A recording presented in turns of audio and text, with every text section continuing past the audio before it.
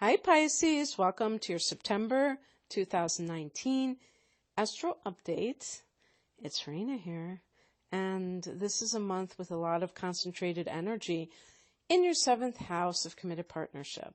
So you can't just say that this is going to go one way versus the other.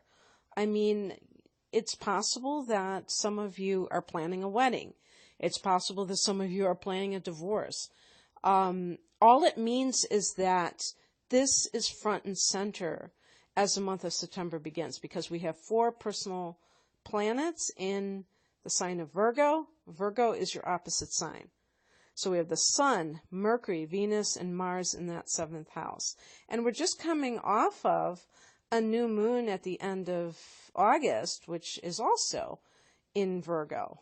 And so that will be a new development in your relationship. But again, it depends on, where you're at in terms of that. And if you're not in any kind of relationship and you're telling me there's no way that this is going to affect me with another person, like a romantic type of partner, it's not just about romantic situations.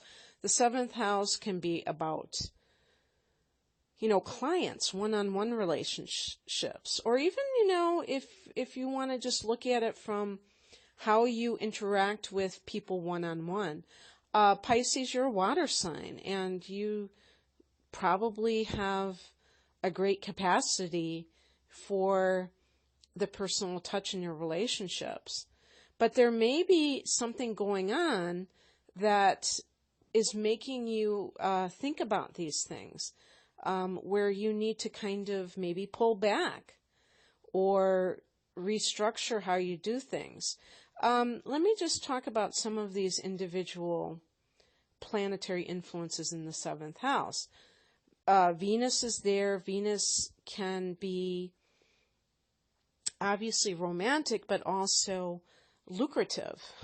This could be that you are making money from your one-on-one relationships. So if you're somebody who has started a business, you may be building up your clientele list and doing so by active engagement. In other words, you are really trying to, let's say you have a YouTube channel and that is tied into your business. You really are kind of pouring your attention on each person, or really taking the time when you're dealing with clients to make them feel special. And that is helping to create that sense of affection, because Venus is about affection and attraction. So attraction, we typically think of sexual attraction, or just, like whatever the equivalent is if it's not that intense, but that sense of thinking somebody is physically good looking, But this is more about energetics, in a way, you could say, where it's like magnetism. And if you are dealing with people and really vibing with them, Venus can mean that they have a good impression of you as you're doing this. Mercury, reaching out to them, having a lot of communication. It's funny, I always have to put my 2 cents in, don't I?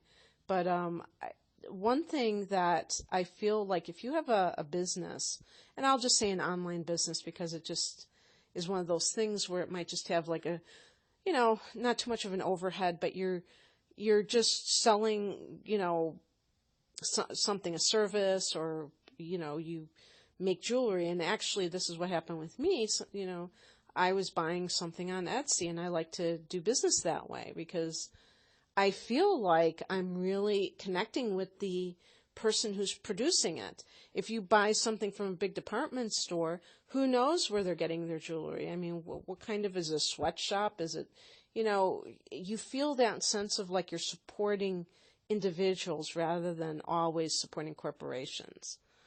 Okay, so there's like a personal touch. But if that person that you're buying something from doesn't kind of like give that little bit of a personal touch, I think that it kind of it leaves you in the cold a little bit. And I wish people would understand that all it takes is a little thing, and it makes people feel a lot more respected and appreciated. You know what I mean? So I remember encountering something like this where I didn't feel that sense of like warmth coming from the person that I was purchasing it from, and it didn't feel that good. So you may have tapped into that in your own way and are making sure to communicate directly to the person, not being impersonal. And Mars here, if you're having like a lawsuit, there's the seventh house can be a legal matter, and I think it deals with the courtroom itself. And so you might be in that situation, and you're very, Mercury can be contracts that you have to pore over or sign. Now that Mercury is direct, it's probably a lot better time than it was in July and the beginning of August, but Mercury coming out of its shadow, let's say, but especially in July. But whatever. I mean, there could be something where you're dealing with a legal matter too, and kind of like the Mars is kind of that the fight, the conflict that's going on. On the 14th, we have a full moon in your sign, 21 degrees of Pisces. So, that's another thing that I feel is that you're really kind of like getting more serious, Pisces. Not that you're not a serious person, but that things are coming up for you that require introspection and maybe even changing your tactics. Full moon can mean that you're like ending a certain way that you are presenting yourself in the first house we're talking about. But this, again, could be something to do with a relationship, because a full moon is when the sun is going to oppose that moon. So the sun is in that same degree, 21 degrees of Virgo, in the 7th house. So, one possible thing is maybe you've been, I could see like a Pisces person refusing to grant their spouse a divorce, because you're just like, no, you're in denial, or just don't want to face reality, I guess, if that's the same thing as denial, I don't know. And maybe you finally give it up and just kind of accept it, because you fully see where you're coming from and understand like really why you are feeling this way. And usually it will be that you're basing your identity on that relationship, and that you cannot fathom, being on your own and having to fend for yourself or define yourself just by yourself. You may feel like that diminishes your self-worth or whatever, and maybe you realize that that's false. So it can be a time of endings for you, a time of culmination. You may be kind of just saying goodbye to a certain way of life even. And then on that very same day, Mercury and Venus go into the 8th house. So this is that depth, it's that looking into relationships, with Venus. We're talking about relating to a person at a deeper level. Now, hopefully, for some of you, that you're not going to be getting divorced, and you're not going to be necessarily having problems in your relationship. Maybe you've gotten married in August, and now you're cohabitating for the first time, and you're having to kind of get to know this person at a deeper level, because you can really hide a lot of stuff when you're just dating, can't you? And then when you're living together, it's a whole new ball game. So Mercury and Venus in the 8th is like you communicating and really getting in touch with your partner at the deepest level, at the level that goes beyond just the kind of the bells and whistles that are associated with having a wedding ring or sharing a bank account or something that you feel really shows that this is proof that you're in this relationship. Well, that's all on paper, It really is when you are connecting at the soul level, and this is what this time period really can give to you if you have that quality of relationship.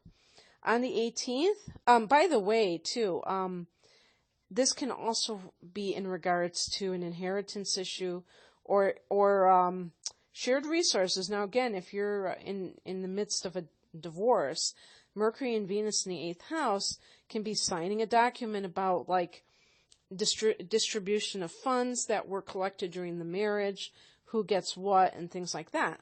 Maybe you benefit from your marriage with this person.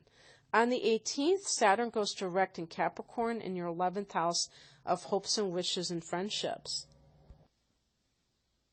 Now, Saturn can be like kind of that, what do you call those things that are like, the,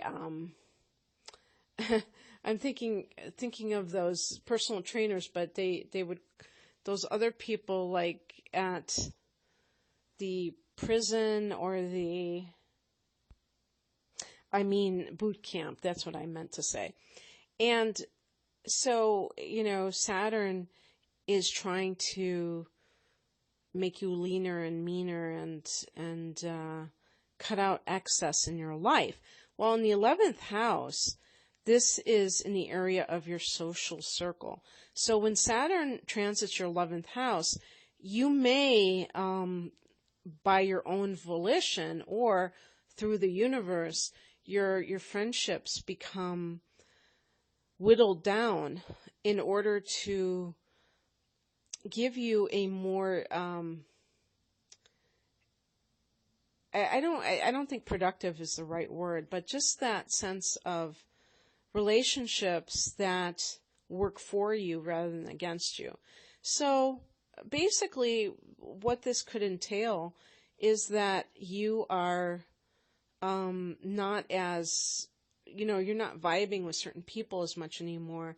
And it just so happens that you go your separate ways. And sometimes if you're going through something spiritually, like a spiritual upgrade, or, I know all the woo lingo, and I can say that, but, these kinds of things where you're just kind of like, ascending, and you have some people around you who are kind of in a holding pattern. And, Pisces, it's hard for a Pisces person to really see this, accept this, and do something about it. So it might be coming from the outside world that it's going to make this happen, because I could see a lot of Pisces people refusing to let go of outworn friendships. So by whatever means this happens, I'm sure there's some Pisces that take the initiative in this regard.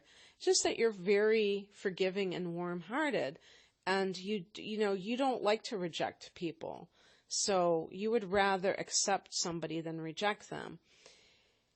And yet Saturn is calling upon you to be tough, especially now that it's direct. When it went retrograde, you may have kind of weakened a little bit and let people back into your life that you had let go of. Now, if you have been really overhauling your life, Pisces, in some way, and since Neptune, your ruler, has been retrograding for a little while now, it might have kind of like taken the wool from your eyes and let you see yourself with a much more sober and realistic way.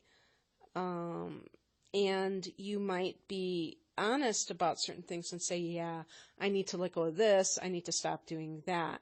And then you feel that sense of like, I can do this. And so that's what's happening on the 18th. And then on the 23rd, the sun goes into Libra, which is Equinox, power period. This is going to be in your 8th house. You've already got Mercury and Venus there, and so the sun joins the party. Sun is a very positive warming influence.